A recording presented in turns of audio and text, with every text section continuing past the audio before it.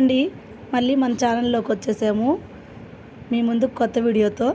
మీరు చూడండి, నా స్టైల్లో నేను చికెన్ గ్రేవీ కర్రీ చేశాను. చూడండి నేను ఎలా చేశానో. నా ప్రాసెస్లో చికెన్ అంతా బాగా నీట్గా కడుక్కున్నాను, క్లీన్ చేసి పెట్టేసుకున్నాను.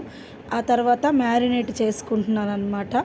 ఉప్పు, పసుపు, కారము, ధనియాల పొడి, అల్లం వెల్లుల్లి పేస్టు, గరం మసాలా, చికెన్ మసాలా, కొత్తిమీర, కొంచెం నిమ్మ చెక్క, అదే నిమ్మ దెబ్బ, కొంచెం ఒక స్పూన్ ఆయిల్ పోసుకున్నాను. మొత్తం అంతా మ్యారినేట్ చేసుకున్నాను.